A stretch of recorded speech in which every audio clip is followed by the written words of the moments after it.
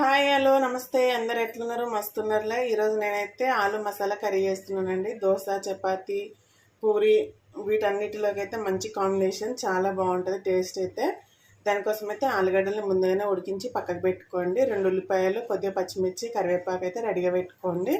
ఓకేనా, ఇప్పుడైతే ప్రాసెస్కి వెళ్దాము. ఓకే అండి, 2 స్పూన్ల నూనె అయితే పోసుకున్నాను. ఇప్పుడు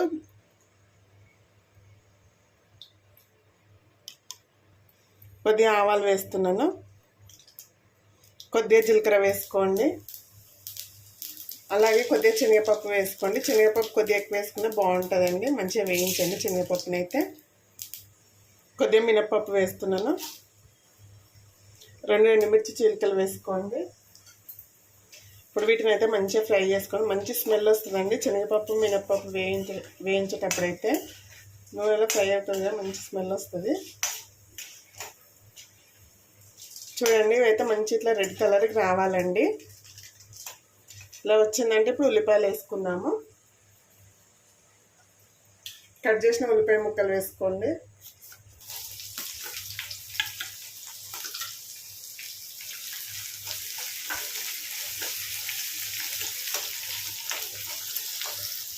ఉల్లిపాయలు వేగుతున్నప్పుడే పచ్చిమిర్చి ముక్కలు ఇట్లా వేసుకుందామండి. 2 ఈక్వల్గా మంచిగా వేగిపోతాయి. నేను పచ్చిమిర్చి ముక్కలు కొద్దిగా ఎక్కువనే వేస్తున్నాను, ఎందుకంటే ఇది కారం లేవు అసలు.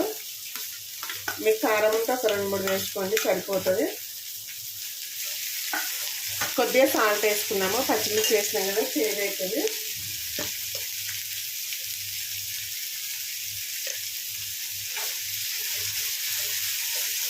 పచ్చిమిర్చి ఉల్లిపాయలు మంచిగా వేయించుకోండి. ఇప్పుడు చూడండి, ఉల్లిపాయలు పచ్చిమిర్చి అయితే మంచిగా వేగిపోయినాయండి. ఇప్పుడు కొద్దిగా కరివేపాకు వేసుకుందాము, కొద్దిగా వేసుకోండి. పసుపు వేసుకోండి, ఫ్రైకి సరిపడా వేసుకోండి. ఇదంతా మంచిగా కలపండి ఒకసారి.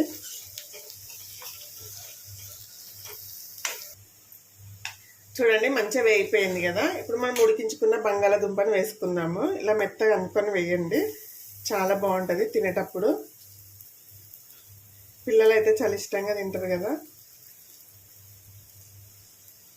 మంచిగా ఒక 2-3 విజిల్స్ పెట్టుకొని మెత్తగా ఉడికించుకోండి బంగాళాదుంపని అయితే.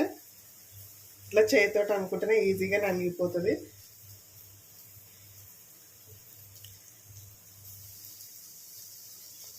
మీకు కొంచెం ముక్కలు ఉండాలనుకుంటే కొద్దిగా ఇట్లా మామూలుగా అనుకోండి.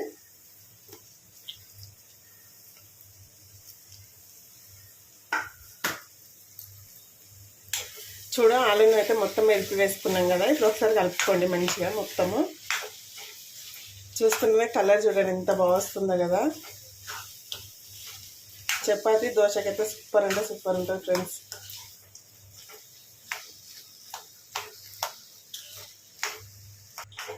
చూడండి, మొత్తం మీద కలుపుకోండి. మనం ఇందాక కొద్దిగా సాల్ట్ వేసినాం కదా, ఇప్పుడు కొద్దిగా సాల్ట్ వేసుకుందాము, కూరకు సరిపడా వేసుకుందాము.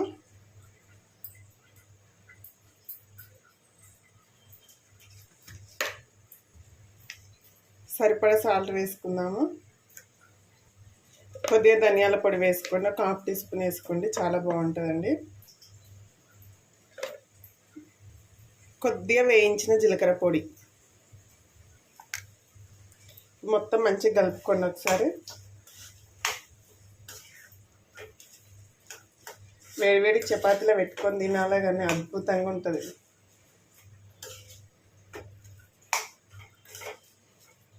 ఒక 2 మినిట్స్ మగ్గనివ్వండి.